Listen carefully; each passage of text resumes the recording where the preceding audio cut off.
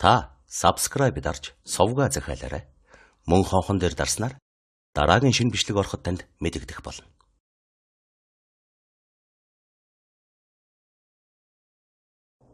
Таны сонсох сувг өгүүлж байна.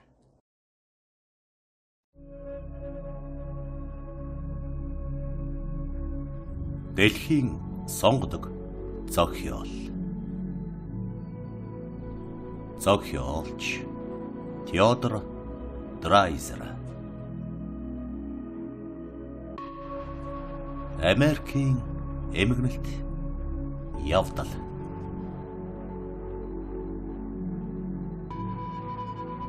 Гурав дугаар дэвтэр.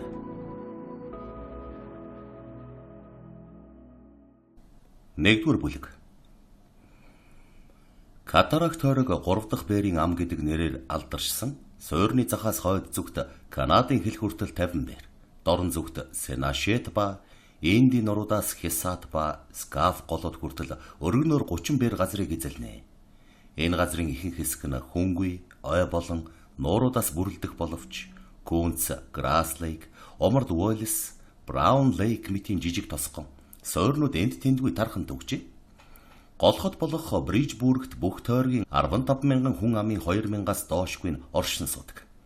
Хотын төв талбайд шүүхийн хуучин боловч муухай биш, том цаг бүхий цамхгаар чимгэлэгдсэн байшин байх бөгөөд дээр нь хідэн тагтаа ямагт байдаг. Энэ талбай руу хотын дөрвөн гол гудамж ордог юм. 7 дугаар сарын 9-ний баасан гарагт шүүхийн байшинд мөнөөх өндөр нуруутай, өргөн цээжтэй, мормоныхны ахлагч болов бахархмаар буурал сахалтай байцаагч Фред Хейт өөрийнхөө тасалгаанд сууж байна. Тэр хүн биеийнхээ хэмжээнд таарсан өргөн нүүртэй том гар хөлтэй.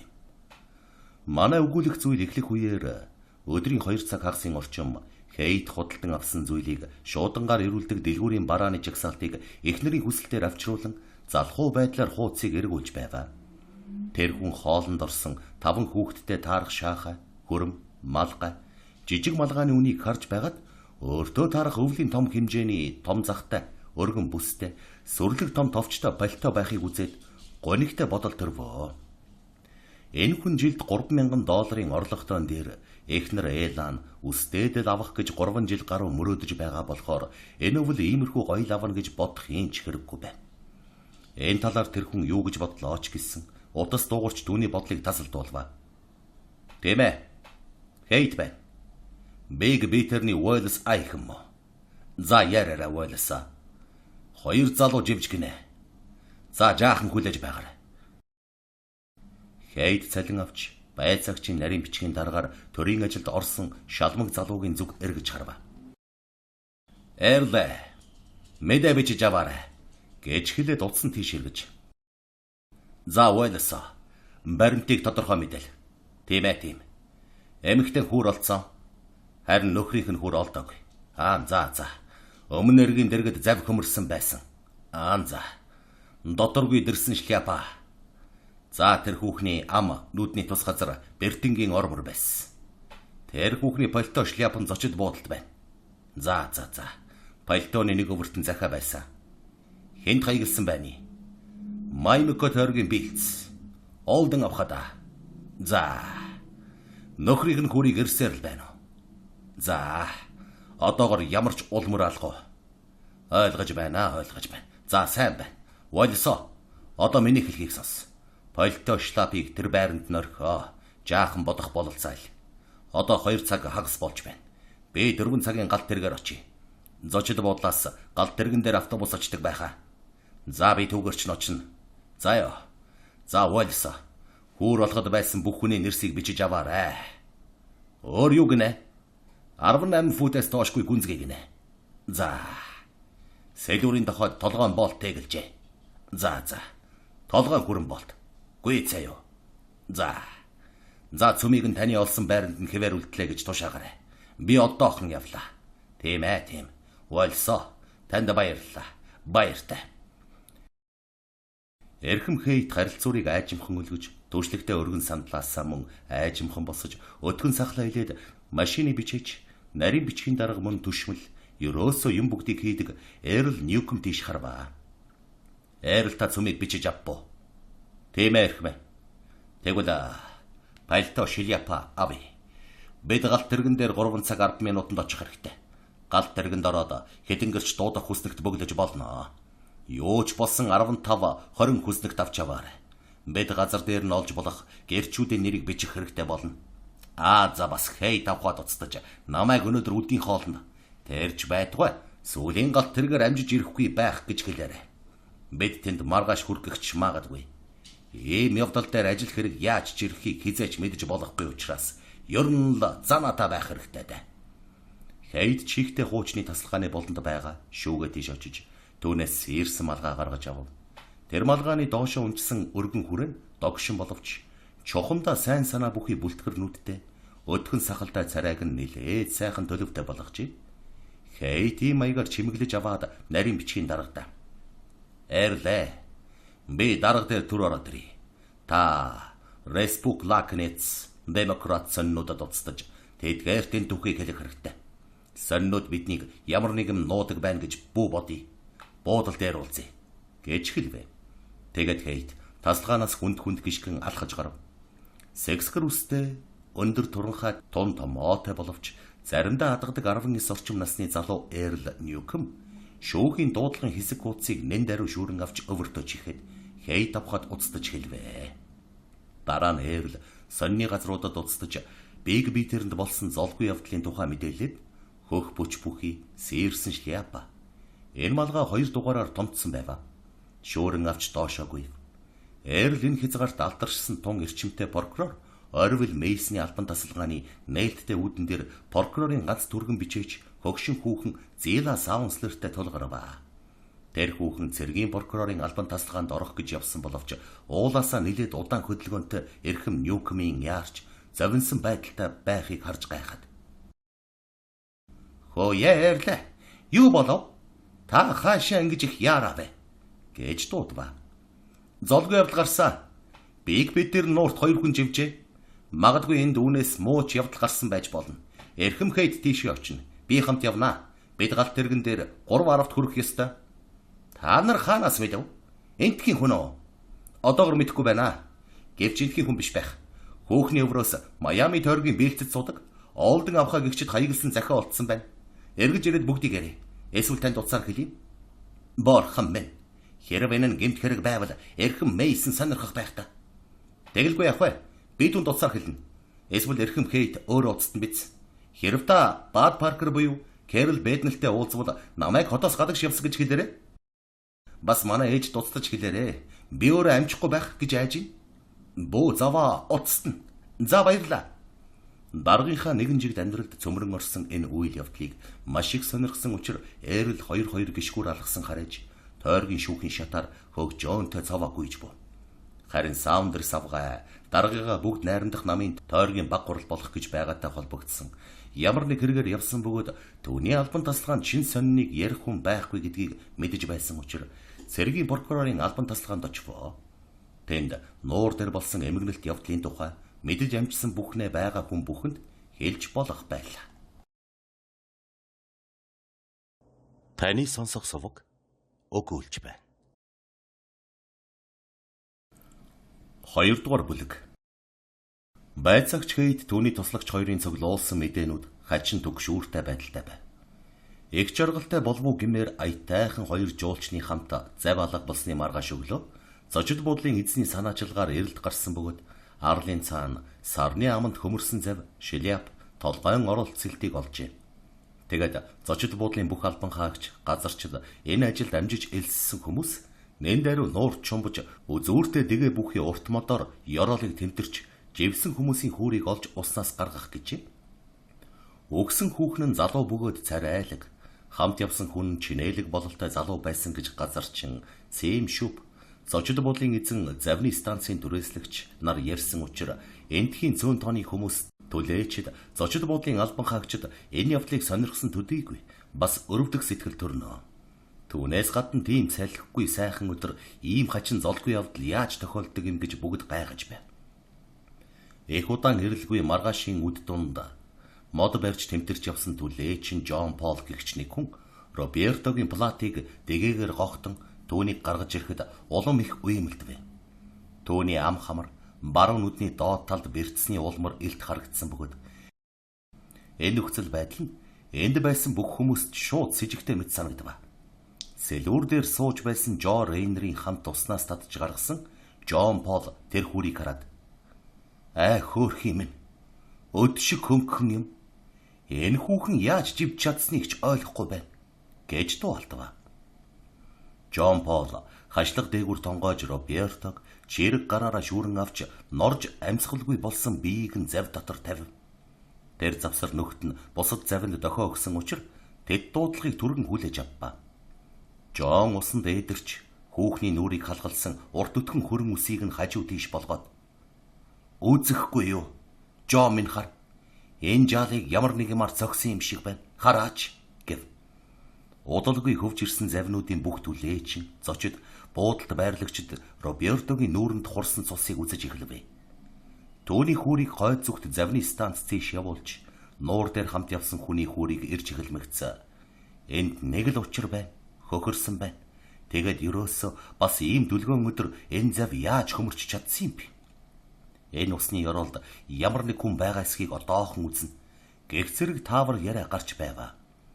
Олон цаг бүтэлгүй ирэл болоод ямар ч үр дүнгүй болоход нь усны ёроолд эрэгтэй хүний хүүр байхгүй, байгаа ч үгүй байх гэж цөм бүрмөсөн шийдэд аимшигтай догдлуулсан сэтгэл төржээ.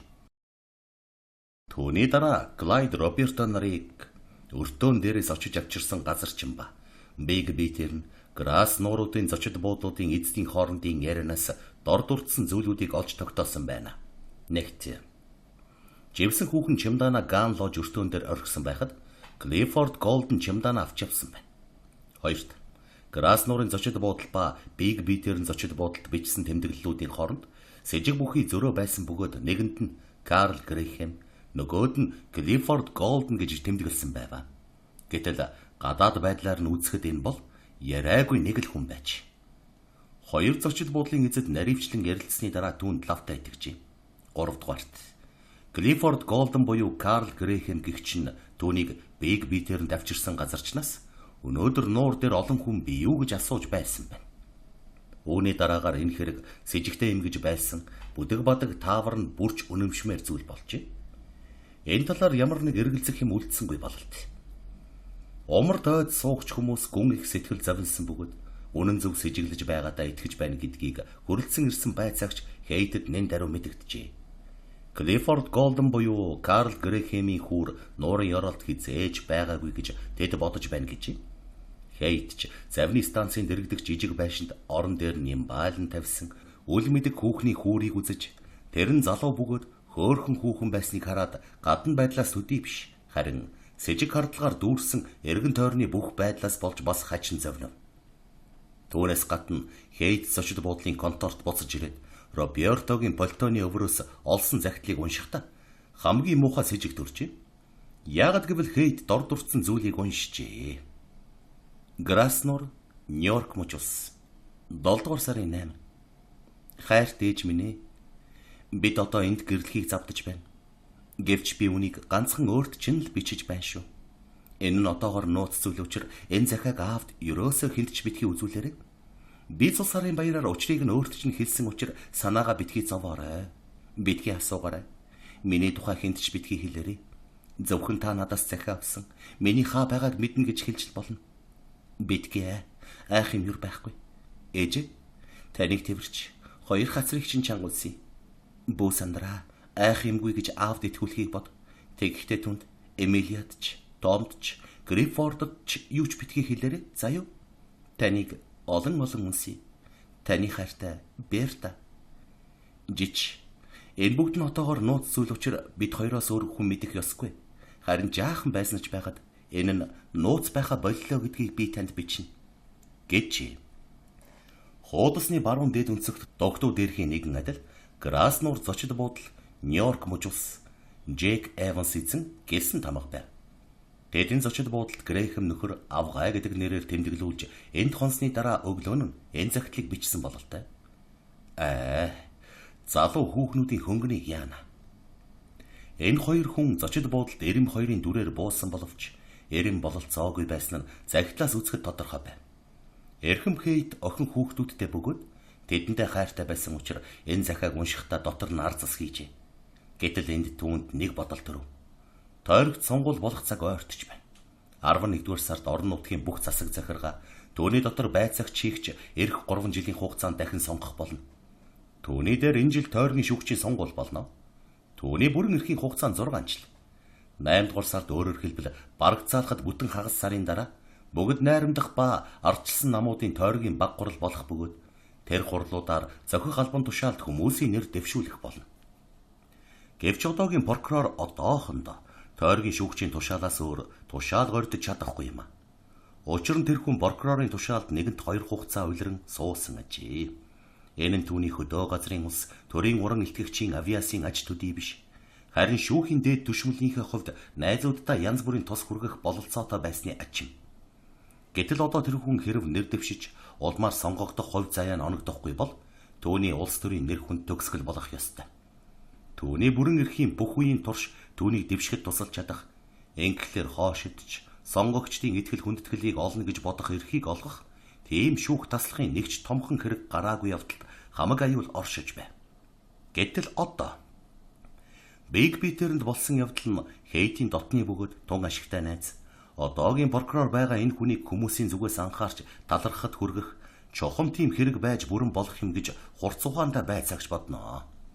Энэ нь түүний нөлөө нэр хүндэд сайн тустай болж улмаар намаас нь нэр дэвшсэн бүх хүмүүст сайн нөлөө үзүүлэх учир эрх сонгуулиар тэд цөм сонгогдож болох юм. Одоогийн прокурор өөрийнхөө нэрийг дэвшүүлэх болгож чадхаар барахгүй 11-р сард 6 жилийн хугацааны шүүгчээр сонгогдох болно. Улс төрийн талаар үүнээс ч илүү хачин явдал тохиолдож явсан юм да. Гэмт хэрэг гарсан юм бол олсон захидал нь гэмт хэрэг үйлдсэн хүний нууцыг хурдан илрүүлэх бололцоо олгох бөгөөд улс төрийн одоогийн нөхцөл байдалд энэ нууцыг илрүүлэхэд оролцсон хүн бүхэнд алдар, хүндийг өгөх учир Хейт олдсон захианы талаар ямар ч асуудалд хариу өгөхгүй гэж шууд шийдвэ. Үүний зэрэгцээгээр Хейт Биг Питерэнд Клайд Роберто хоёрын авчирсан газарчин ба Эрл Ньюком нарыг Ган Лож өртөөнд орчиж тэнд орхисон чемдааныг Хейтэд өөрт нь буюу прокурорын төлөөлөгчд өгөхөөс биш өөр ямар ч хүнд өгж болохгүй гэж хэлэх гэж тушааж юм. Дараа нь Хейт бэлцэд үнэхээр Берта буюу Альберта гэдэг охинтой Олдних гэдэг айл байдаг эсхийг шалгахын тулд тийш нь уцтдахыг нэгэд завдсан боловч тэнд түүнд санагдсан ёсоор бурхан тэнгэрийн тааллаар саад болж эндхийн гөрөөчин 2 эрэгтэй нэг хүүхэд нуур дээр гарсан эмгэнэлт явдлын тухай нэгэнт олж мэдсэн бөөн хүмүүсийг дагуулan тасалгаанд нь бараг дайран орж ирв. Бидэнд маш их чухал мэдээ байна гэж тэд хэлээд тэд Робертогийн живсэн тэр өдөр оройн 5 цагт энэ нуурын ойролцоо ангөрөө хийх загас барих гэж 3 дахь бээрийн амнаас Биг Питернээс урагш 12 бээр орчим гарч ирсэн гэж амуралдан бэйбигээ засаж ярьцгааваа. Тэгээд тэд тэр орой 9 цагийн орчим Биг Питерний өмнөд эрэгт 3 бээр хэртэй ойртож явтал Биг Питерний зочид буудлаас 3 дахь бээрийн амны суурин орохоор яваа жуулчин бололтой нэг залуу дохиолдсон гэж нэгэн дуугаар мэдүүлжээ. Тэр залуу эндхийн хүмүүсээс шал өөр тун гоё ховцсон байж. Тэр хүн дэрсэн шляптай бас чемдаан барьсан явжээ. Бас ямар учраас явган явж байгаа. Тэгээд бас маргааш өглөө нь 3 дахь бээрийн ам хүртэл галт тэргээр ганц цагийн дотор явж болох байсаар байтал ийм хачин цагаар явж байгаа юм гэж тэд гайхсан гэж. Дараа нь тэдэнтэй уулзахдаа ямар учраас айсан юм бэ? Ой дотор тэдэнтэй тулгараад айж тэрж байтугай зүгтаах гэсэн мэт ухаан алдан хажуу тийшээ ухас хийсэн гэж тэд хэлжээ. Үнэн дээр тэр орой сартай байсан учраас тэдний нэгний барьж явсан дэнлүүний гол маш бага зохиож явсан бөгөөд тэд ойн элдв аратныг мөрдөж сурсан хүний алхаагаар тун аяархан явж байсан гэн. Гэвч энэ газар нь огт аюулгүй бөгөөд энд зөвхөн тэдний жил шударга эргдэл тохиолддог учраас тэр залуу бутан дотор нуугдах гэсэн юм шиг хажуу тийшээ ухас хийхин хэрэггүй байсан шүү дээ. Гэвч дэнлүү барьж явсан залуу Бад Брюнингийн дэнлүүнийхээ гэрлийг ил болгоход тэр залуу ухаан орсон мэт тэдэнд хариу мэндэлж 3 дахь бээрийн ам хүртэл холоо гэж асууж юм. Тэднийг 7 бээр орчим гэж хариулахад тэр залуу цаашаа явсан бөгөөд тэд ч замаараа явж энэ уулзалтын тухай хэлэлцэн ярилцсан юм. Тэгээд одоо энэ залуугийн тэмдэг байдал нь Клайдыг Ган Лож өртөөнөөс авчирсан газарчин ба Биг Питерн Грас нуурдах зочид буудлуудын эзний тодорхойлсонтой яг тохирч байгаа учраас энэ нь үл таних живсэн эмэгтэйтэй заваар явсан тэр хүн мөн болох нь тун тодорхой болов.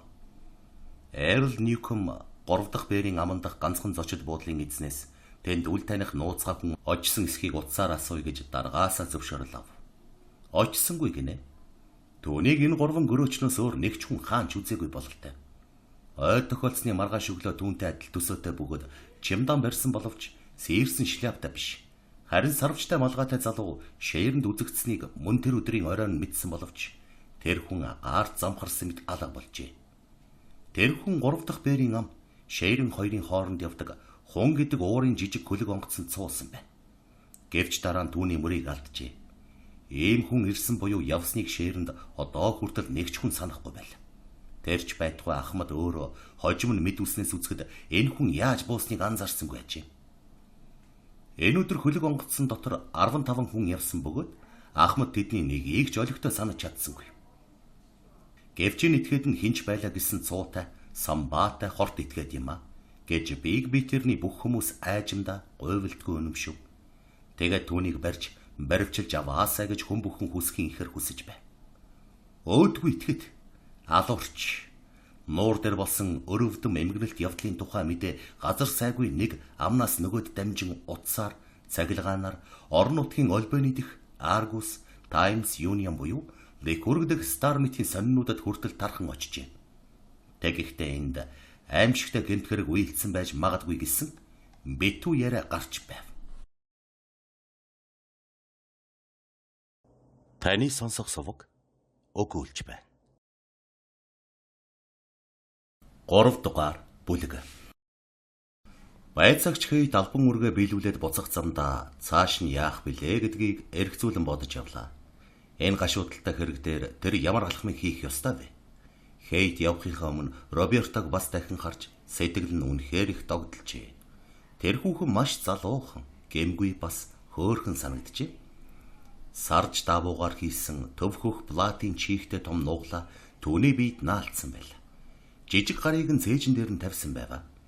24 цаг усан дотор байсны дараа хараахан хатаагүй алтлаг хүрэн үснэ ямар нэг учраас цовоо шалмаг байсан тухай сэтгэл төрүүлв. Энэ бүгд нь гэмт хэрэгт огт хавтахгүй зөөлөн дурбулаан нинжин байдлыг гэрчлэх мэт байлаа. Гэтэл энэ эргэлзээгүй их гонигт хэрэгт байцаагчид өөртөө нь холбогдох бас нэг тал байваа. Хейт захааны хаягаар биэлцэд Олден авхаа дээр очиж тэдний охин үгсэн тухай аимшигтай мэдээг сонсгож тэгэхдээ бас охинтой хин хамт явсан ба хаана байгааг асуух уу? Эсвэл урьдаар Бриджбург прокурор Мейсон дээр очиж энэ явдлыг дэлгэрэнгүй мэдээлж энэ хүндтэй болов уу гэмээр гэр бүлд муухай мэдээ хүргэх үүргийг энэ хүнд оногдуулах уу? Энд улс төрийн нөхцөл байдлыг харгалзах хэрэгтэй байлаа. Хейт бие даан ажиллаж энэ хэрэг дээр дэвшиж болох байсан боловч намын ерөнхий байдлыг анхаарах хэрэгтэй байв. Чадaltaй хүн намын нэрсийн жагсаалтын тэргуунд орж намрын сонгуулаар түүнийг бэхжүүлэх ёстой яриаггүй бөгөөд нуур дээр болсон эмгэнэлт явдал юм. Нуур дээр болсон эмгэнэлт явдал нь үүнд гялалцсан бололцоо олгох юм. Ингэхлээр 2 дугаар санаа нь арай зохимжтой юм а. Энэ нь Хейтийн найз прокурорт сайхан завшаан болно. Хейт ингэж бодоод Бриджбургт ирж прокурор Орвил Мейсны албан тасалгаанд баяр баясгалантай орсон бөгөөд тэр прокурор ямар нэг том хэрэг гарчээ гэдгийг байцаагчийн байр байдлаас мэдээд агшин зур сэрэмжлэвэ. Мейсон өндөр бус нуруутай, өргөн цээжтэй, биеийн хар хүч ихтэй хүн байв. Гэвч энэ хүн залуудаа гай болж хамраа санамсаргүй гэмтээсэн учраас түүний аятайхан, тэрч байтугай тун эвтэйхэн нүрийг их гэмтээж барг муухай байдалтай болгожээ. Гэтэл Мейсон огт баргар биш, харин өрөвчгөн зөөлөн сэтгэлтэй хүн байв. Хүүхэд байхдаа гачигдж доромжлогдож байсан учраас хожим нь нэлээд зол завшаантай явах үедээ жаргалант амьдралтай хүмүүсийг ховь заяанасаа болж эрх таних болсон хүмүүс гэж үздэг байв. Түүнийх ядуу фермийн бэлэмсэн ихнэр арай чамаа аргацааж байсан бөгөөд Мейсон 12 настайдаа эхтэй туслахын тулд хүүхдийн бараг бүх тоглоом цэнгэлээс гарсан ажээ. Харин 14 наснда тэшүүрээр гулгаж яваад унаж хамраа гэмтээсэн учраас үүнийг үүрд зэрэмдэг болгожээ. Ийм дээрээс залуудаа хүүхний төлөө өрсөлдөхтөө ямагт ялагдж байж. Түүнийг хүсэж байсан тэр хүүхнүүдийн анхаарал өөр хүмүүс татагддаг байв. Тэгэд айжимдаа өөрийнхөө зэрэмдэг байдлыг хэтэрхий их мэдэрдэг болсон байна. Фрейдистүүд сэтгэл мэдрэлийн гэмтэл гэж нэрлэдэг зүйлээр уг хэрэг төгсжээ. Гэвч Мейсон 17 наснда Брижбургийн республиканец сонин нийтлэгчийн талархлыг тэмцлэр авч чадсан бөгөөд байнгын тоомч нь болов. Хожим нь катаракт тойргийн сурвалжилсан түүний сурвалжлагыг Ольбани дэх Таймс Юнан, Үдига дахь Стармитийн сониннуудад нийтэлж байв. Харин Мейсон 19 наснда Брижбургийн шүүгч байсан Дэвис Ричоферийн конторт хууль цаад судлах бололцоо олжээ. Бас хэдэн жилийн дараа өмгөөлөгчийн дадлага хийх эрх олов. Мейсон орон нутгийн хэд хэдэн улс төрийн бодлогч, худалдаачдын талархлыг хүлээж тэд муж улсын хууль тогтоох хурлын доод танхимд түүнийг оруулах талаар санаа тавьжээ. Тэнд Мейсон 6 жил дэс дарааллан хуралдаж, даруй боловч алсын хараатай бөгөөд тушаасан ёсоор шударга ажиллахад бэлэн байдгаараа нийслэлийн эрх баригч нарт тоогдсны зэрэгцээгээр төрсөн хот дох эвээгч нарынхаа талархлыг хэвээр үлдээжээ. Мейсон уран илтгэгчийн зарим нэг авьяастай байсан бөгөөд Брижбургт буцаж ирмэгцээ эхлээд туслах прокурор болж, дараа нь 4 жилийн хойно цэргийн прокуророор сонгогдож, эцэст нь 8 жилийн турш прокуророор ажилласан байна. Мейсон нийгмийн дотор ийм их эрхэм дээд байр байдлыг эзэлсэн учраас хөрөнгө мөнгөтэй нутгийн эмийн сангийн эрхлэгчийн охинтой сууж чадсан бөгөөд 2 хүүхдийн эцэг болжээ. Мейсон Биг Битер нуур дээр болсон явдлын тухай Саундерс авхайгаас түүний олж мэдсэн бүхнийг нэгэнд сонссон бөгөөд энэ гэмт хэргийн талаар заавал гарах шууган нь түүнд маш их ашигтай болно гэдгийг байцаагч Хейтийн адил шууд ойлгожээ. Энэ нь түүний улс төрийн суларсан төлөвийг бэхжүүлэх, тэрч байтугай айгүй бол бүх ирээдүйн асуудлыг шийдвэрлэх бололцоог олгох юм. Юу ч болсон Мейсон маш их сонирхсан байлаа. Мейсон одоо Хейтийг хараад энэ хэргийг тун их сонирхож байгаагаа нууссангүй.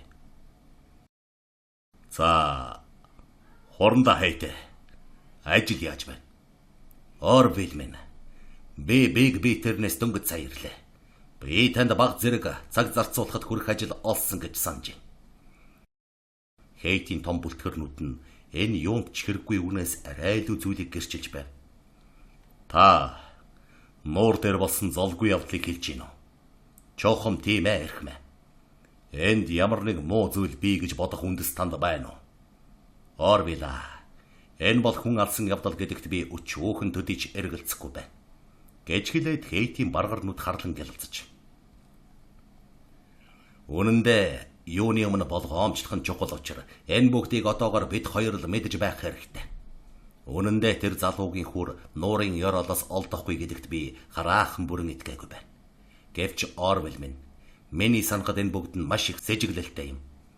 15-аас цөөнгүй хүн өчигдөр өнөөдөр бүхэл өдрийн турш нуурын өмнөд хэсгийг дэгээгээр тэмдэрэв. Би хэдэн залууг нуурын гүнзгийг хэд хэдэн газар хэмжиж үзгэж тушаасан. Хаанч 25 футээс хүн газар алга.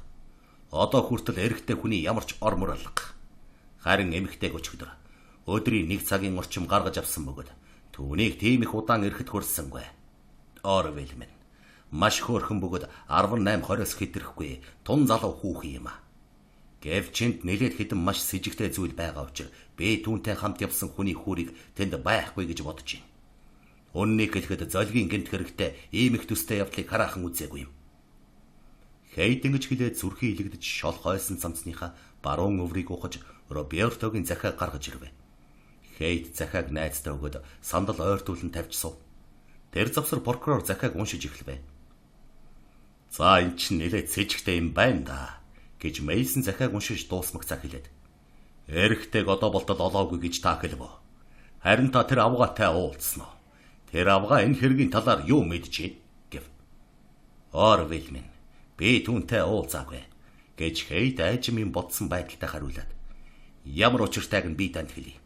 Би эхлээд тантай ярилцчих. Дараа нь энэ хэргийн талаар ямар нэг арга хэмжээ авъя гэж өчигдрийн шийдсэн юм.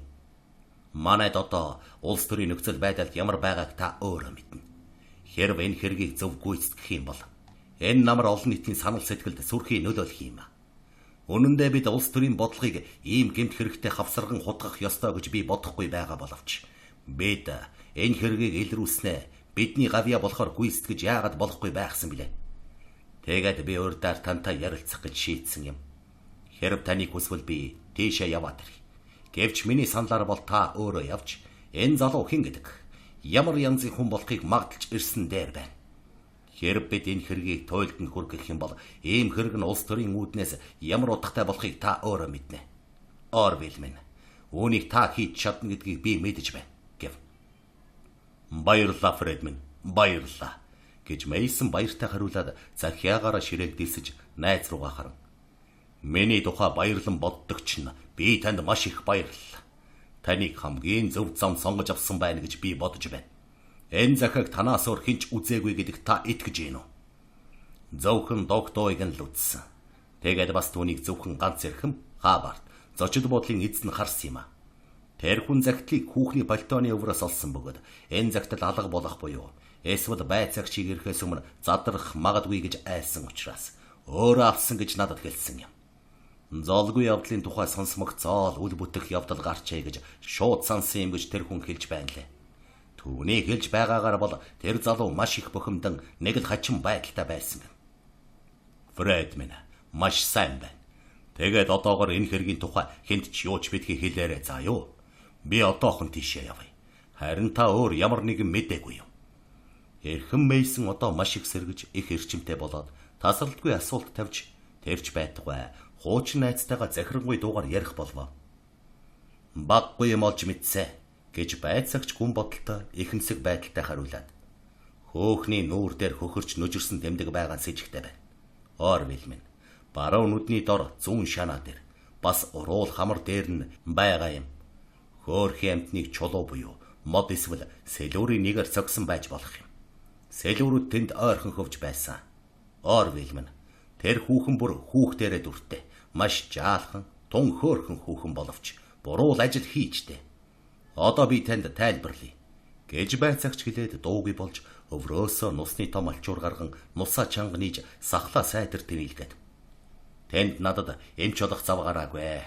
Түүнээс гадна би энд нэгдэх өдөр хаглуулж мөрдөн байцаар зохион байгуулах болно. Би тушаал өгсөн. Ах トゥ хоёр лууц өнөөдөр түүний хүрийг нааш навчирна.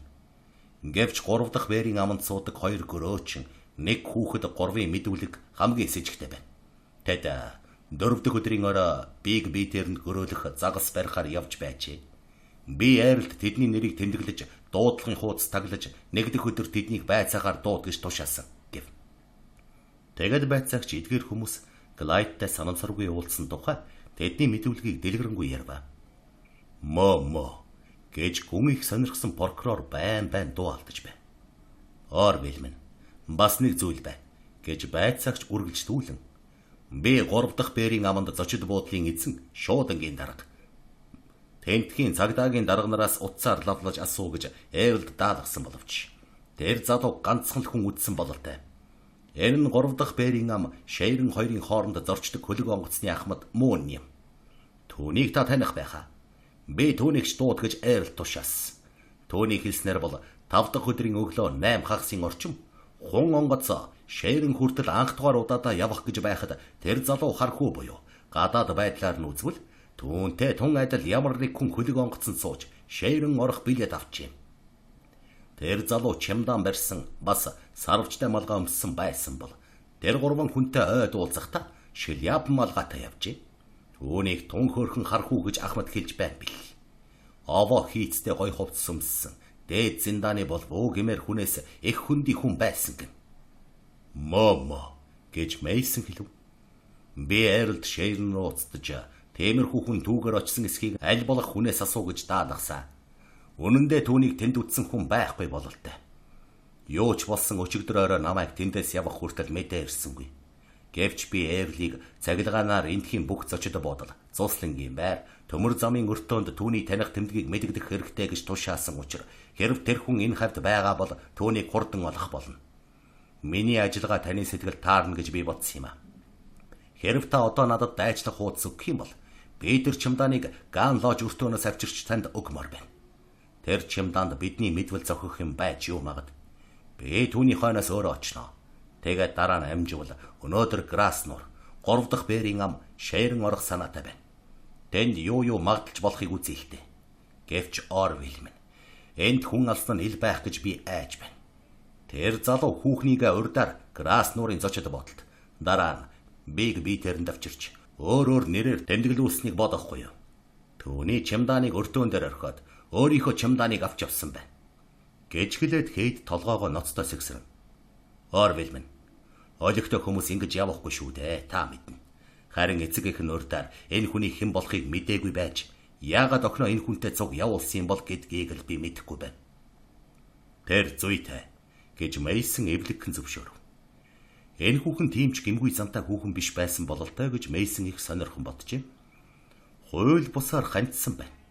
Тэр нь өмнө зүгийн ямар нэг нутгийн хот газрын баян залуу биз. Мейсон энэ хэргийн улмаас ямар алдар хүнд ямар байр байдал олж болохыг хэн мэдэх вэ? Мейсон тэнхээ тамир орж огцсон басваа. Энэ үл бүтэх гэмт хэрэгт нэг л барих юмсан. Ийм хэрцгий аллах дургуутслыг төрүүлэх нь мэдээж хэрэг. Гэтэл энд 8 дугаар сарын баг гурал болох бас нэр дэвшүүлэх гэж байдаг. Бас намрын сонгол болох гэж байдаг. Хотлаа гэвэл намайг дүүчлэг гэж Мейсон дуалтав. Шүтлэгтэй бөгөөд хэрсүү Кейтийн дэргэд муухай хараал тавихад төвчж. Фред минь, бид ямар нэг маш ноцтой хэргийн мөрийг лав олсон байна. Би үнд шууд итгэж байна. Энд муухай явдал, гудамжигтай гэмт хэрэг гарсан гэж би бодож байна. Миний бодоход юуны өмнө биелц тийш уцтаж тэнд Олден гэдэг айл байдаг эсэх. Тэд чухам хаан суудгийг мэдэх хэрэгтэй байна. Машинаас шууд явхад биелц хүртэл дөнгөж 50 бээр буюу түүнээс ч ойрхон юм. Үнэн дээр зам муутай шүү дээ гэж Мейсон хэлээд хөөрхи эмэгтэй. Би түүнтэй уулзахаасаа айж байна. Энэ маш бэрхтээ болох нь мэдээж. Мейсон зираг дуудаад биелцийн хавьд Тайтус Олден гихч суудаг эсхийг шалгах ба түүнийг яаж олохыг мэдж ир гэж хэлвэ. Тэгээд Ордаар Бертнийг наашин дууд. Туслах Бертэн Берлээ хагас бүтэн сайн өдрүүдэд хотоос гадагш явсан байжээ. Фред минь, хэрв ямар нэг тушаал зэргийг өгөх хэрэг гарвал тэр Бертэн танд хэрэгтэй болно. Харин би энэ хөөрхий эмэгтэйнд очиё. Та Эрлиг тэр чемодаанд явуулбал би танд тун их баярлна. Би өгсөн хүүхнийг танихын тулд эцгийг нь энд авчирна. Харин намайг эргэж ирэхээс нааш загтлын тухайч, биелцэд намайг явсан тухайч нэг ч үг хэнтч хэлж болохгүй мэдвүү гэж Мейсон хэлээд найзынхаа гарыг хатгаж. Одоо Фред минь, би танд баярлалаа хэлэх хэрэгтэй байна гэж энэ их үйл хэрэгт өөрийнхөө гүйцэтгэх ролийг бодож нилээд ихэмсэг хэлээд. Та надад маш их тус боллоо. Би үнийг хизэж мартахгүй. Итгээр гэж хэлээд хуучин найзынхаа нүүрөөд шууд гарч. Энэ бүгд нь бидний бодож байгаагаас илүү сайнаар бидний ашиг тусад эргэж болох юм. Энэ бол миний аль хаасан бүх үеийн дотор гарч байгаа хамгийн том бөгөөд хамгийн ноцтой хэрэг учраа. Хэрэг бид намрын явдлуудаас нааш үүний учрыг түргэн амжилттай олж чадах юм бол энэ бүгд нь бидэнд их хэрэг болно. Та юу гэж бодож байна? Гэв. Орвил минь. Маш зүйтэй гэж Кейт хэлээд. Миний бодоход улс төрийн бодлогыг ийм хэрэгтэй хольж хутгаж болохгүй гэж би нэгэнд хэлсэн боловч энэ нь өөрөө аяндаа ийм болсон болохоор гэд юм бодож дуугүй болвоо. Харин одоогор хэд хэдэн зураг ав гэж эерэл даалгаарай. Зав, сэлүүр, шильяап олдсон газрыг, бас живсэн хүүхний олдсон газрыг нарийн буулгаж авах. Бас аль болохоор олон гэрч дуудаарай. Танд бүх зарлыг нөхөн олгох тухай цэргийн прокурортой ярилцъя.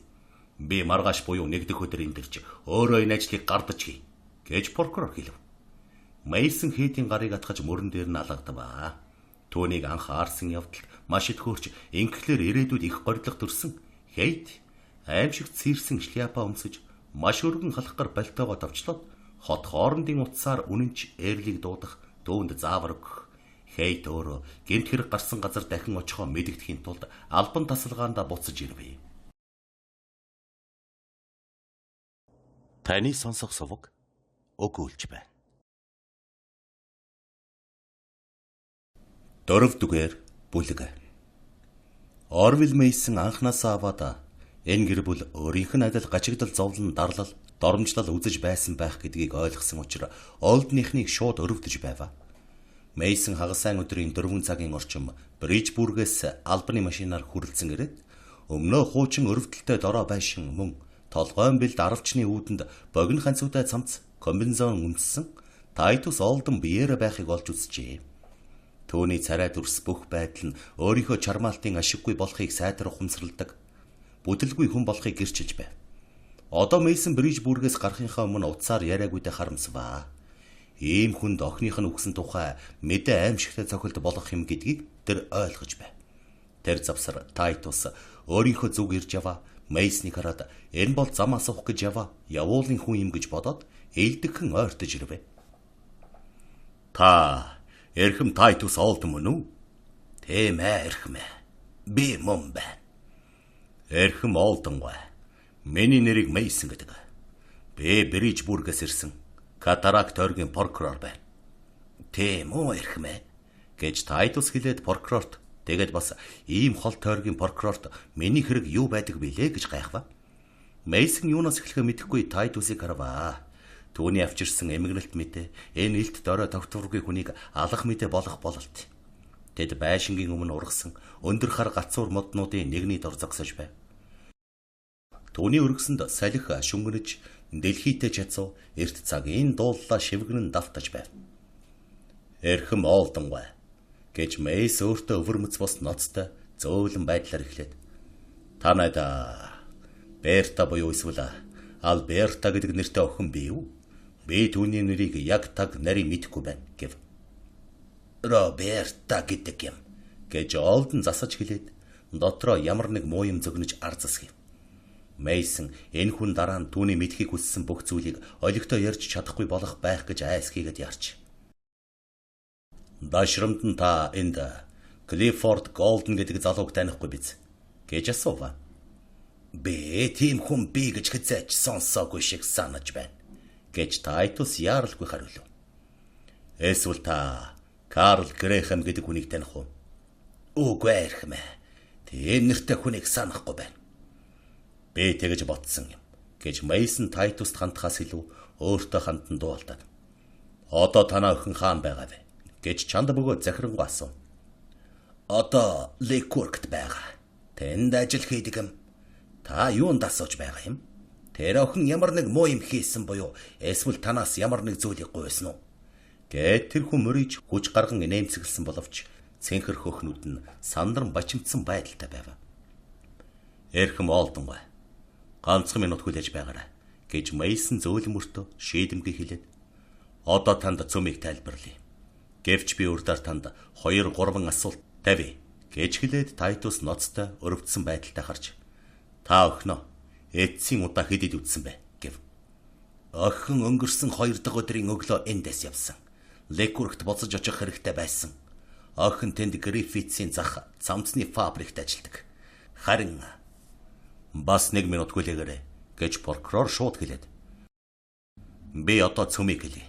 Охин чинь 7 хоногийн эцээр ирсэн бидтэй тийм үү гэв.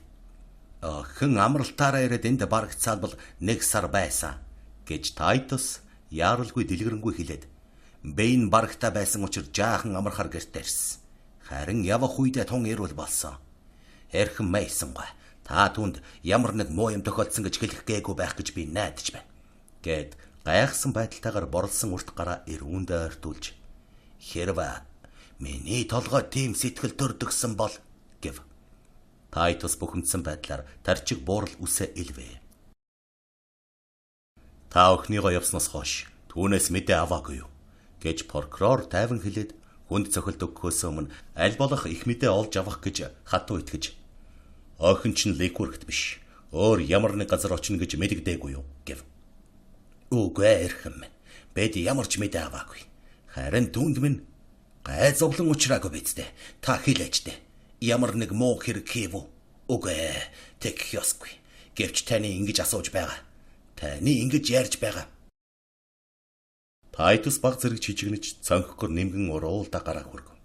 Гэтэл прокурор хариу хэлсэнгүй. Робертогоос ихтэй бичсэн захидлыг өврөөсөө гаргаж догтуй дээрх гарын үсгийг л өвгөнд харуулад. Энэ таны охины гарын үсэг мөн үү гэж асуув. Мөн эрхэм. Энэ түүний гарын үсэг байна гэж Тайтус дууга баг зэрэг чангалан хариулснаа. Ноён прокурор минь ямар хэрэг гарсан юм бэ? Энэ захиа яагаад танд очсон юм? Энэ захианд юу бичсэн байна? Гэт Тайтус гараа салганан зангидж ямар нэг аимшигтай гай зовлон тохиолдсныг мэдээлэх гэж байгааг Мейсний харцнаас илэрхий олж мэдээд. Юу болсон юм бэ? Яасан юм? Энэ загталд юу бичсэн байна? Миний охинд юу учирсныг та надад хэлэх ёстой. Гэт Тайтус гэртээ гүйж орох тусламж гуйх аимшигтай зүйлийг ихнэртэй хэлэх гэсэн мэтээр твдсэн байдалтай эргэж харав. Мейсон золгүй өвгнийг ямар байдалд оруулснаа хараад түүний гарыг хүчтэй боловч найрсаг байдлаар шүүрч авна. Эрхэм Олдонгой. Бидний хиндэн ч гэсэн амьдрал дээр хамаг зоргоо гаргавал зохих тийм хүнд үе тохиолдож болох шүү дээ. Би өөрөө амьдралдаа олон юм үтсэн бөгөөд таны хэрхэн завнахыг мэдж байгаа учраас юу болсон тухай танд зүрхэлж хэлж чадахгүй байна. Гэж Мейсон хэлв. Охин шаргацсан уу? Тэр үгсэн юм уу? Гэж Тайтус чанга бархираад прокурорыг бүлтийн харав. Орвел Мейсон толгой төхөв. Роберта. Хүмүнэ. Бурхан минь. Гэт Тайтус цохиулсан мэт атарч унахын тулд хаалга түшээд. Яаж? Хаан түүнийг фабрик дээр машинаар алсан уу? Өршөөлт бурхан минь. Гэв. Тайтус гэртээ орж эхнэртээ очихын тулд эргэсэн боловч эрэмдэг болсон нүүртэй чирэг гартай прокурор түүнийг барьж тогтоогод. Ганцхан минут. Эрхэм Олдонгой. Ганцхан минут хүлээгээрэй. Та одоохондоо эхнэр дээрээ битгий очиж. Энэ бол маш хүнд, маш аимшигтай зүйл гэдгийг би мэдэж байна. Гэвч тайлбарлаж хэлэх бололцоо өгч үз. Лекурхт биш, машинаас болж үхсэнж биш. Охин чинь усанд живсэн. Биг Питер Норт. Тэр охин 4 дахь өдөр хотоос гадагш явсан байна. Ойлгож гин үү? 4 дахь өдөр. Сонсож гин үү? Охин чинь 4 дахь өдөр Биг Питер Норт хөвж яваад живсэн байна. Завин хөмөрч орхижээ. Тайтусын бачимдсан байдал хэлж байгаа үг гар хөлийнхэн дохион прокурорыг тун твдүүлсэн учраас энэ бүх хэрэг явдал янзтай гарсныг зохиох ёсоор нь тайлбарлаж чадсангүй. Хэрвээ энэ золгүй явдал байсан ч түүнийг тайлбарлах чадaltaгүй байл. Робертотой холбогдсон үхэл гэдэг үгийг Мейсноос сонсоод Олдон айн сандарч бараг ухаан алдах шахав. Олдон 1-2 үг хашгиран асуугаад амьсгал нь бачимдсан мэтээр ямар нэг эвгүй яолох дуу гаргаж эхлэв. Тэр бүгдийг их өвдсөн мэт үрчийгээд дараа нь гараа сарвалзуулж хоёр алгаар шанаагаа шахав. Роберто минь өгсөн гин. Ах минь. Үгүй, Роберто. Бурхан минь. Живэгүй, тэгэх ёсгүй. Дөнгөж цагийн өмнө их нь түүний тухай ярьж байсан юм.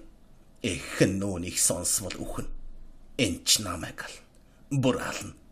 Хөр химэний хайрт охин. Хүмүн. Ноён прокурор минь би үнийг дааж тэсэхгүй.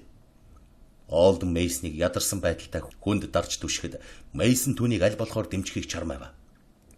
Өвгөн минутын дараа гэрийн зүг эргэж солиорсон хүний гайхаж төөрсөн харцаар хаалга руу харав. Түүнд хэн хэлэх юм? Түүнд хэлхийг хэн зөрглөх юм? Гэж Олдон хэлв. Эрхэм Олдонгой сонс. Таны өөрийн төлөө, таны эхнэрийн төлөө би гуй. Та тайвширч энэ хэргийн учрыг олоход надад тусал. Таны охины тухай биш юм шиг бодоод эрүүл ухаантай нарийн Нимбат тусал. Би танд бүх учрыг хараахан хэлээгүй байна. Гэвч та тайвшрах ёстой. Та надад бүх учрыг тайлбарлах бололцоо олго. Энэ аимшигтай хэрэг би чин сэтгэлээсээ таныг өрөвдөж байна. Танд ямар их хэцүү байгааг би мэдэж байна.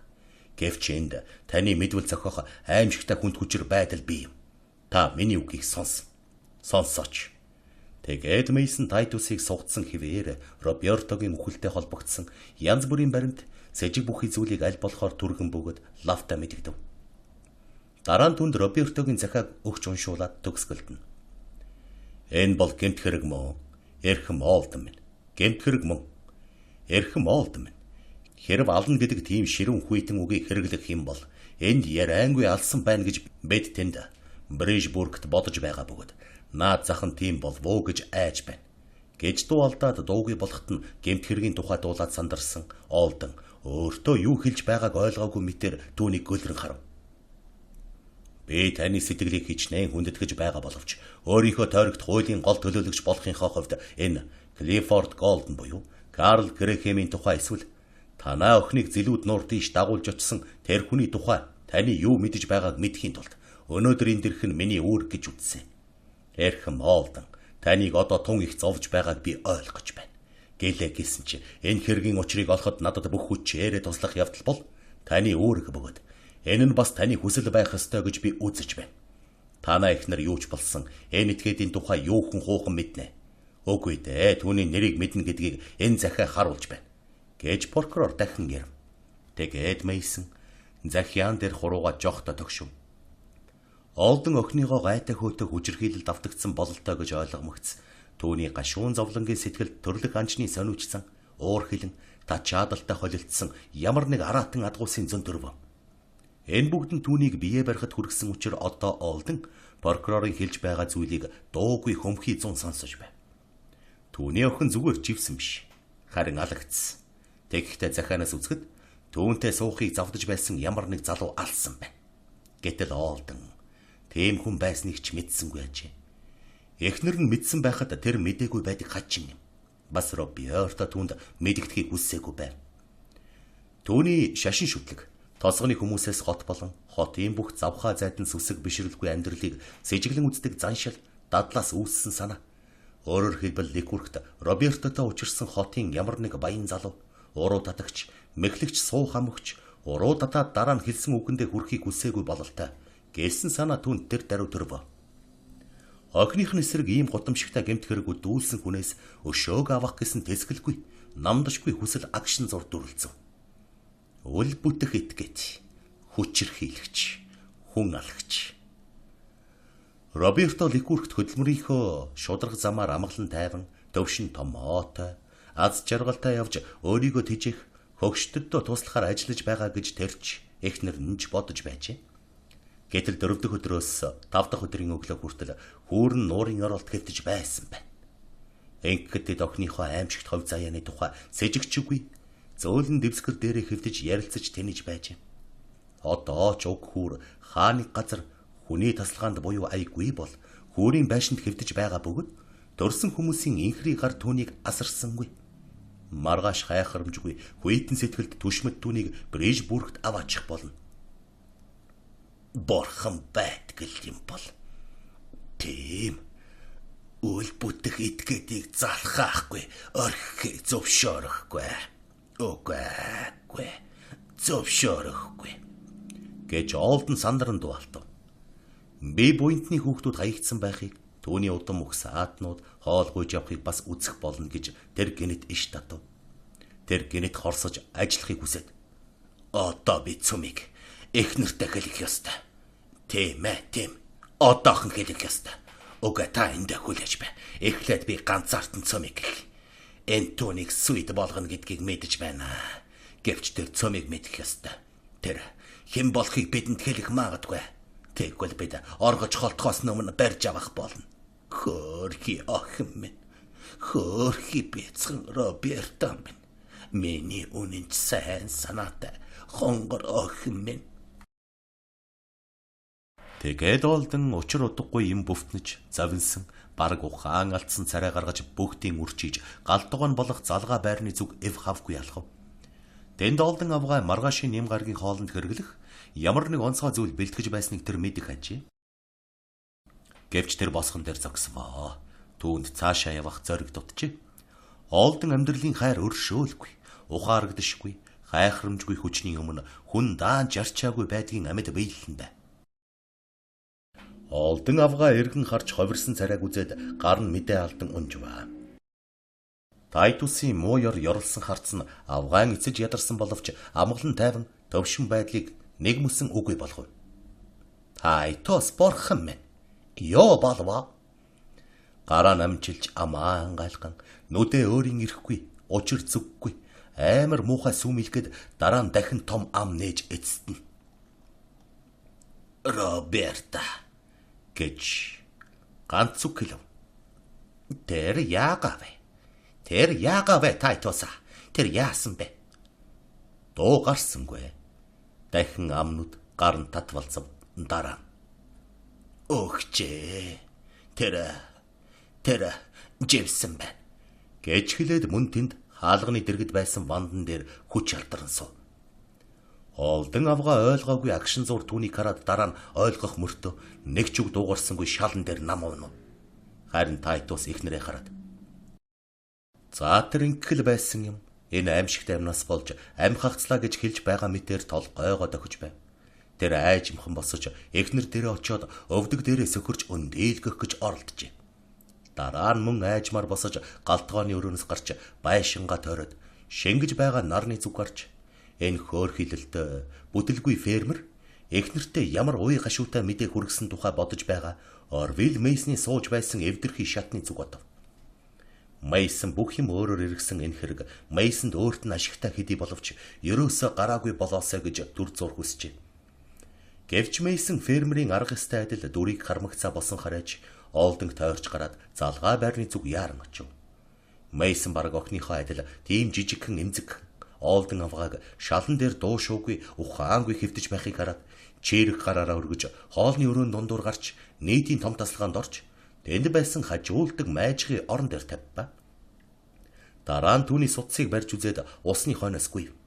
Тэгэхдээ ойр хав хүүн охин нь айлынх нь хүн ямар нэг хүн байхгүй бол бөө гэж ийш тийшээ эргэж харсан боловч хүн огт байгаагүй учраас Олдон авгаа тийш яаралтай буцаж очоод гар хөлийг нь усаар бараг зэрэг шүршвэ. Энэ хавьд доктор би юу гэж Мейсон эхнэрийнхээ дэргэд зүхрэн сууж байгаа Тайтусаас асуув. Бэлцэд. Доктор Крейн гэгч би. Танад юм уу? Зэрэгэлдээ ямар нэг айл дутас би юу? Эрхэм Волкоксинд би гэж Олдон саяхан Робертогийн утсаар нь ярьж байсан Волкоксийн байшингийн зүг гараа зангав. Үүнийг харж байгаарай. Би одоо эргэж ирье. Мейсон Крейнг буюу ямар ч хамаагүй эмчийг дуудах гэж утас тийш гүйж очоод бараг тэр дороо Волкокс авгаа тэдний охин хоёрын хамт эргэж ирвэ. Дараа нь айлын хүмүүс сүулт нь доктор Крейнийг эрхийг хүлээж их л зовцгоо. Мейсон өөрийгөө энд ирүүлсэн чухал нууц хэргийн тухай өнөөдөр Олдон авгаатай ярилцаж болох хэсэг тухай доктортой зөвлөв. Эрхэм Мейсон сүртэй албан ёсны ааш зан доктор Крейнд их сэтгэгдэл төрүүлсэн учраас түүний хувьд өнөөдөр л ярвал дээр байх юм гэж хэлжээ. Эмтан мөн тэрчлэн өрөвдөх аргадах гашуудал илэрхийлэх зэргээр Олдон авгааг ухаан оруулсан бөгөөд Олдон авгаа байн зориг орж тайвшран эхлээд уг хэргийн нөхцөл байдлыг сонсож дараа нь Робертогийн захианд дурдсан хажим хүний тухай Мейсны тавьсан асуултыг хариулж чадах болжээ. Роберто өөрийгөө онц анхаарч үздэг ганцхан хүний ил тухай. Тэгэхдээ өнгөрсөн зул сарын өдөр дөнгөж ганц удаа хэлснийг Олдон авгаа санаваа. Энэ Ликуркийн фабрикийн баян эзэн Сэмюэл Гриффитсийн аж ахуй бөгөөд Робертогийн ажиллаж байсан тэр тасгийн эрхлэгч Клайд Гриффитс байжээ. Гэвч үнэндээ тийм сүрхий хүний аж ахуйг Робертог алсан гэж зэмлэж болно гэсэн хэрэг биш гэдгийг Мейсон ч Олдон ч шууд мэдэв. Баялаг агуурс нийгэмд эзэлж байгаа байр суурь Мейсон ингэж зэмлэхийн өмнө бодож удаашрах бодолтой байсан мэдэж хэрэг. Түүний бодлоор бол энэ хүн охин хоёрын нийгэмд эзэлж байгаа байр суурь хэтэрхий ялгаатай байв. Гэлээ гэсэн ч тэгсэн байж болох юм аа. Яагаад болохгүй байх вэ? Ийм байр суурь эзэж байгаа залуу өөр ямар нэг хүнээс илүү Роберто шиг хүүхэнтэй дүр зургийн сэтгэлдээ болсон байж чадах юм. Робертог тун хөөрхөн хүүхэн гэж Хейт хэлсэн шүү дээ. Энэ хүүхэн түүний авга ахын фабрикт ажиллаж байсан ядуу бүсгүй. Түүний дээр Фред Хейтийн мэдээлснээр бол энэ хүүхэн үхэх цагта хамт байсан хүн нь хинч байлаа гэсэн эрен бололцохоос өмнө түүнтэй хандсан байна. Энэ бол баян завхай залуу. Ядуу бүсгүйтэй харилцдаг зуршил биш юм гэж юу? Мейсон залуудаа амжилт олж яваа аз зав шаантай хүмүүстэй тулгархтаа баг бус цохилт авч гомдож явсан учраас энэ бодол нь нэн их үнэмшмээр зүйл мэт санагдана. Өөдгүй баячул, сэтгэлгүй баячул. Эцэг их нь охиныхоо гэмгүй, ариун говьлдгүй итгэж байсан нь мэдэж хэрэг. Олдон авгаа энэ залууг огт үзээгүй бөгөөд өөр ямар нэг хүнийг хизээж сонсоогүй нь цаашдын асуултаас тодров. Сүүлчийн удаа Роберто сарын хугацаагаар гэртээ ирэхдээ бэйн барагтайхан байсан ба сул автар явж олонтоо хэвтэж амардаг байсан гэж л Олдон авгаа нөхөр хоёр нэмж мэдээлжээ. Бас Роберто олонтоо захиа бичиж шуудан зөөгчд өгөх буюу эсвэл өөрөө замын бэлчээр дээр очиж шуудангийн хайрцагт хийдэг байв. Эдгээр захиаг хинт хаяглан явуулж байсныг эрхэм Олдон авгаач мэдэхгүй байсан бөгөөд шуудан зөөгч мэдэж магадгүй гэж Мейсон тэр дороо ухаарчээ. Цааш нь Роберто энэ сарын дотор нэлээд хэдэн дөрвийн зэрэг плат ойжээ. Харин сүүлийн үед ямар нэг эрхэм Бейкер гэгч хүн Робертог утсан дээр хэд хэдэн удаа дуудсан байна. Тайтус үнийг эрхэм Волкоксоос дуулсан ажээ. Роберто явахдаа анх авчирсан жижиг автар Чамдам 2 ийг л авч явсан байна. Роберто өөрөө автраа өртөөнд аваачиж дээш нь тушааж Лекуркт явуулсан юм уу? Өөр ямар нэг газар явуулсан юм уу гэдгийг Тайтус хэлж чадахгүй байна. Мейсон Бейкерийн тухай нэн чухал мэдээг эргцүүлэн бодсон бөгөөд Клиффорд Голден, Грэхэм Клайд Гриффитс гэдэг нэрс гэнэт санаанд нь орвоо. Тэр овог нэрний эхний үсэг ижил байгаа бөгөөд эдгээр нэрийн дуудлага адил байгаа гайхав. Хэрв Клайд Гриффитс гэмт хэрэгт хэрхэвч оролцоогүй юм бол энэ нь үнэхээр хачин тохиолдол юм а. Тэгэд шуудан зөгчийг олж түүнийг байцаахсан гэж тэсэж идэв. Гэвч Тайтус Олден Робертогийн хүүрийг таньж Ганлож өртөөн дээр орхисон чамдаанд байгаа юмс үнэхээр Робертогийн мөнгө эсхийг олж тогтоох гэрчийн хувьд хэрэгтэй төдий биш харин бас шуудан зөгчийг ятгах элен далангуй яриулж чадах учир Мейсон өвгнийг маргаашил явуулна гэж батлан хэлээд ховцоо өмсөж хамт явахыг гуйв. Мейсон хүнд ч юуж битгий хэлээрэ гэж Олден авгаад захиад шуудан зөгчийг байцаахаар шуудан тийш явв. Шуудан зөгчийг олж Олдныг байлцуулан байцаасан бөгөөд тэр нь прокурорын дэргэд амилсан хүүр мэт зогсож байв.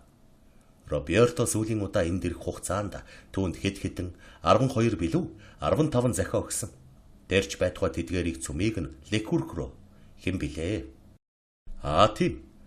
Зөв явуулж Клайд Гриффитс нэгэн авах захиа гэж хаяглан явуулж байсныг тэр санаж. Мейсон нэн даруй шуудан зөгчийг хамт хууль журмын дагуу эдгээр мэдүүлгийг протоколд бичих ёстой нутгийн натратчид очив.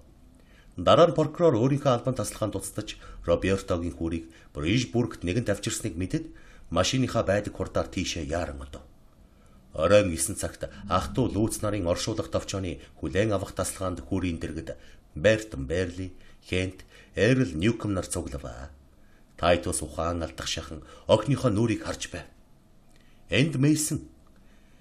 Нэгдүгürt энэ бол үнэхээр Роберто Олден мөн гэдэгт итгэж, хоёрдугаарт Грасс нуурын зочид буудлын тэмдэглэл заасны адил түүнийг ёс булсаар ханьцах хөнгөн хийсвэр хүүхэн гэж үзэж болох уу гэдэг асуудлыг шийдэж чаджээ. Үгүй ээ. Энэ бол тийм хүүхэн биш гэж тэр шийдэв. Энд уруу татаж алсан, залтай, хорон санаа хутгалцсан хэл байна. Өөдгүй итгээд. Тэгэд одоо хүртэл баригдаагүй байна. Энэ Мейсний төлөөлөл хэргийн улс төрийн учир холбогдол нь 2 дугаар байранд ухарч бүх баячуулт хэлэгнэх үзэн ядах явдалд байраа тавин бууж өгчээ. Гэвч талигачийн дэргэд байсан эдгээр минут охиныхоо өмнө сөхрөн унаад жижигхэн мөсөн гарыг нь уруулдаа шуналтан нааж урт хүрэн үсээр хүрээлэгдсэн лав мэт нүрийг салгахгүй чичрэн эсэргүүцсэн харцаар харж байгаа Тайтус Олдны байдал. Энэ бүгд нь олон нийт энэ хэргийг бараг албан ёсоор шударгаар үзэхгүй биз гэдгийг ёрлож байв. Ирсэн бүх хүмүүсийн нүд дүүрэн нулимстай байваа. Энд Тайтус Олден энэ явдлын зовлон улам их болгов. Ах トゥ лүүц нар болох тэдний 3 найз зэрэгэлдээ байгаа автомобилийн засварын газрын эзэд Республиканец сонины эрхлэгч Эверетт Бикер, Демократ сонины эрхлэгч Сэм Тексон нарыг үүдэн дээр зогсоод бие биенхээ толгой дээгүүр тасалгаа руу айн хүндэтгсэн байдлаар шагааж байх үед Тайтус гинэт болсон хараач Мейсон тийш уурсан байдалтай гүйччихэд. Ноён прокурор минь, би таныг үүнд буруутай үл бүтгэдгээдийг олоосаа гэж хүсэж байна. Миний сайн санаатай цэвэр охины зовсонтой адил түүнийг зовоогоосоо гэж би хүсэж байна. Түүнийг минь алсан байна. Зөвхөн алуурчла хүүхнийг нуурт дагуулan аваачиж ингэж зохиж болох юм. Тэр хүн түүнийг зогсон нь хэн бүхэнд ил байна гэж Тайтус үгсэн охины нүрөөд загаад. Ийм үл бүтэх этгээдтэй заргалдах мөнгө надад байхгүй. Би ажил хийх болно. Би фермэ худалдана гэж хашгирва. Түүний дуу тасалтал. Тэр Роберто тийш эргээд баг унах шахав. Орвил Мейсон золгүй эцсийн гашуудаж өссөн уур бадралт автагдаад урагшаа ялгаран гарч. Хэрхэм Олден бай. Эндээс явъя. Би танаа охин мөн гэдгийг бид одоо мэдл. Ууч сэтгэлд нүүдэ. Хөөр танигдсны гэрчлэхийг та бүхнээс уриалъя. Хэрхэм Олден бай. Хэрв танаа хөөрхий охин алагдсан гэдэг таамаглал батлагдах юм бол энэ үл бүтэх этгээдийг мөрдөн олж түүнийг засаг захиргааны мэдэлд өгөхийн тулд би цаг мөнгө хүч хайрлахгүй гэж танд прокурорынхоо хувьд баяртай амлая. Катаракт тойрогдох хууль зүй дээд хэмжээнд байгаа юм бол манай эндхийн шүүхийг сонгож авах төлөөлөгчдийн ямар ч бүрэлдэхүүнд та итгэж болно. Би дээд хэмжээнд байгаад итгэж байгаа юм аа. Тэгээд та фермэ худалдахад хүрэхгүй болно гэж дуалтав. Гентийн хэдий боловч үнэхэрийн догдолгоо мөн төвчлэн сэтгэл уярсан сонсогч нар байлцсан явдал нь эрхэм Мейсны илтгэх авиасыг бүх хүч сүр жавхлан гаарн тодруулахад хүргэжээ. Ах トゥ лүүц нарын нэг Гентийн ба хүчинд автагдсан холбоо бүхий оршуулах товчооны бүх хэргийг гүйцэтгэхэд зүйтэй Орвил бидэнд ийм л прокурор хэрэгтэй гэж тогтлон хэлв. Эрхэм Мейсон ажиллаа. Бид хэрэгтэй болоход нь таныг цөм нэг хүн шиг дамжина гэж Эверетт Бикер хашгирав. Мейсны загварт үг ба түүний маш үзэсгэлэнтэй тэрч байтугай баатарлаг байдалд сэтгэлэн догдолсон Фред Хейт түүний туслах хоёр ойртож очив. Хейт найзынхаа гараас барив. Харин Эрл Эрхэм Мейсонгаа амжилт хүсье. Би юу хийж чадах бүхнээ хийнэ. Итгээрэй.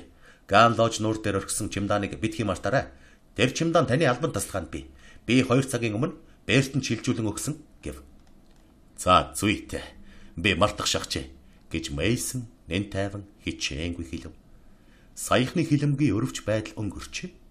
Одоо Мейсон ер бусын Магдалины сэтгэл давтагдсан байв. Мейсон албан ажиллагааныхаа бүх ажилд иймэрхүү юм хизээж огт үзээгүй ачээ.